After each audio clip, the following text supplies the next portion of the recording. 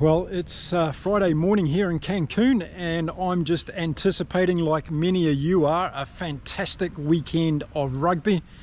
So I thought I'd come over to my favourite park, sit down here and share with you my final few thoughts around what I think could happen this weekend, and just continue the build up to what is another hugely exciting weekend of beautiful rugby.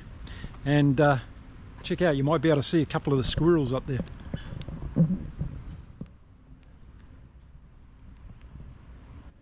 Okay, so let's go and sit down and we'll have a chat.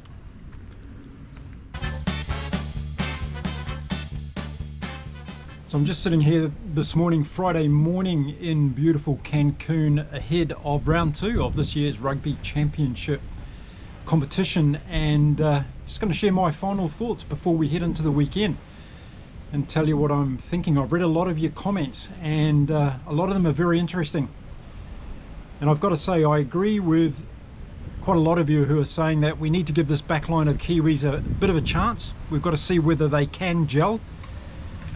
I guess my frustration is that we're picking players like Carter and Love and those guys, and we're not seeing them play. And that frustration's coming through from what we saw with Billy Proctor last year. So if you can understand my rhetoric around that, we had Proctor in the team last year. He was sitting on the bench most of the time. He played Fiji and San Diego, and that was it. And I just feel as though we've wasted a good opportunity of getting Billy Proctor up to speed. And instead of starting again this year, where he's had 5 test matches for the All Blacks, he could have had 8 or 9 or 10. And I guess that's where my frustration's coming in on that. But look, let's start off with the first game tomorrow, and it's going to be South Africa against Australia. A lot of different thoughts in the comments on this one. A lot of you thinking Australia can back it up again because of Joe Schmidt and how strategically brilliant he is, and I've got to agree with you on that. I think Joe Schmidt is a tactically brilliant coach, and he knows how to get the best out of his players, and that's something we didn't see from Eddie Jones or Dave Rennie before, and I think we're really seeing it from Joe Schmidt, so that's fantastic. But look, my mind goes back to last year with the Springboks. Remember, they were beaten by Ireland by a point in South Africa, and then the next weekend they turned around and they thumped Portugal, and they put on 60 points against Portugal in that game. And I know it's Portugal, but they still came back with the heart, the desire, the revenge mentality, and they got the job done. And then they went to Argentina and they got beaten by a point over there as well. But the very next week they came back to South Africa and they put 41 points on the Argentinians, and they just turned that around. And I can't help but think we're going to see a similar thing this weekend from the Springboks. So I think you can draw a lot from that. I really do. But then you've got this Wallabies team, and they had that very impressive series against the Lions, winning that last game.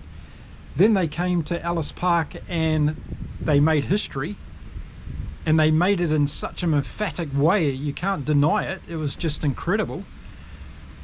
So they're called the Flying Kangaroos for something, because they're going to Cape Town and they must have their tails up in the air. They must have. So that's dangerous. That's dangerous for any rugby team. But I think South Africa, just because of what they did last year, they showed they had that mentality to be able to turn it around. And I believe in Russie and the team enough to be able to do it, and that's all despite my great love for Joe Schmidt and everything he's doing at the Wallabies. I'm absolutely torn on this game. I really am. I've got to say it, because I want both teams to win. Can we have a draw? Can we have a draw this weekend? Wouldn't that be amazing? A draw.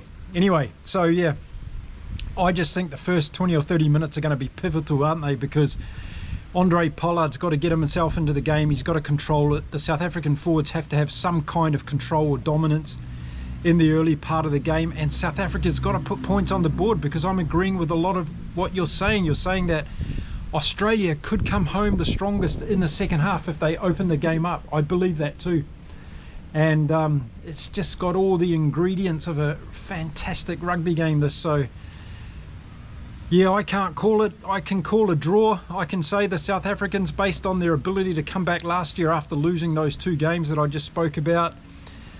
And then I can say, well, the Wallabies are flying high, and maybe they're going to be a huge surprise packet in this year's Rugby Championship. Who knows? But I can tell you one thing, I'll be back after the game to give you my full in-depth review. Now, looking at the other game that's over my side of the world, it's going to be the second game of the weekend, played down there in beautiful Buenos Aires between the All Blacks and the Los Pumas. And this also has the ingredients to be a classic, because I truly believe the Pumas are going to come back stronger than they were last weekend. I really do believe that. But then I'm reading into and agreeing with what a lot of you are saying, and I said it in my previous video, that the All Black forward pack is looking absolutely fantastic at the moment. I really believe that. And as some of you have also made mention, we've got the likes of Sam Darry to come back into this team. Josh Lord's going to get more experience, so he's going to be good. So come the Rugby World Cup, this forward pack is going to be absolutely flying, I think that, and I think they can take on anyone in the world. And I said that in my last video too, if you didn't hear it or didn't see it.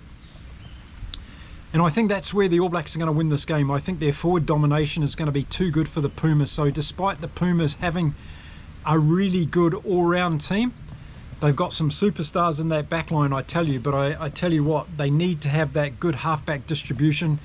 Buenos has to have another brilliant game, scoring anything from 15 to 20 points, or the Pumas are not going to be in this one. That's how I'm seeing it. But I'm calling it now that I think the All Blacks' dominance is going to set up the win for them.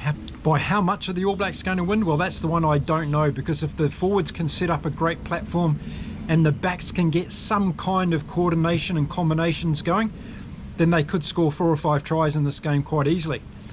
But if we see a bit of fumbling, a few handling errors, a few indiscretions when it comes to that backline play, then the Pumas might be able to stay in touch, and it could be close, it could be exciting.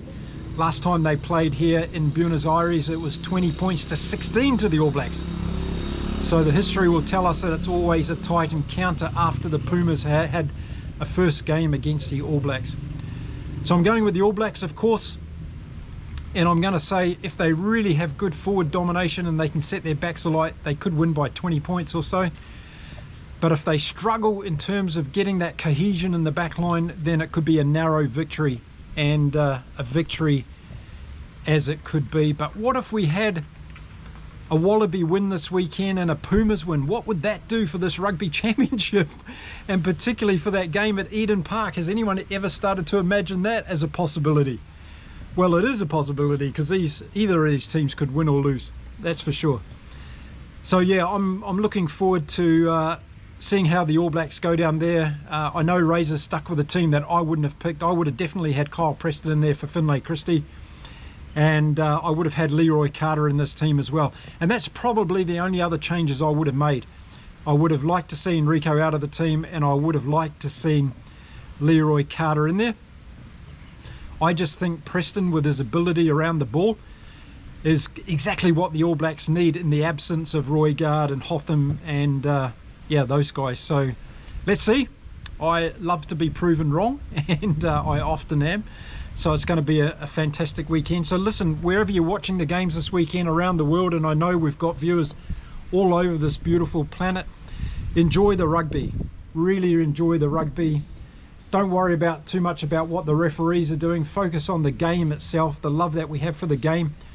Focus on the intent, the bravery, the courage of the players that we're going to see on display, and all the things that come together to make that happen, because there's a lot of work that goes into this. It's not just the 23 players that are on the field that we're going to be watching this weekend. There's going to be a lot of people on the peripheral that have had a huge input to the making of whatever we see in the weekends from these 4 teams. It's going to be really, really extraordinary. Now I want you to come back after the games and tell me what you thought. Of course, I'll be making my review videos and giving you my in-depth analysis of both of the games. Let me know what you think of how it all went. Were we all right or wrong? Which way did it go? What was unexpected? What were the big surprises? Boy, I can't wait for kickoff tomorrow. First game gets underway at 10:10 here in Cancun on Saturday morning. And then we've got to wait until, what, 2 or 3 o'clock in the afternoon for the All Blacks game. So that's how my day is going to unravel tomorrow. Whatever you're doing, wherever you're watching, have a great time. Thank you for following me on my channel here, Inside Rugby with Mark. I'm going to go inside now and continue reading all your comments on my latest videos and responding to those. So keep them coming. I love reading them all. And I'm learning a lot from you about your opinions on World Rugby. So I thank you in advance again for all of that. And I'll see you tomorrow after the games, and we'll get excited about it again then. Okay, adios from Cancun. See you again soon. Bye for now.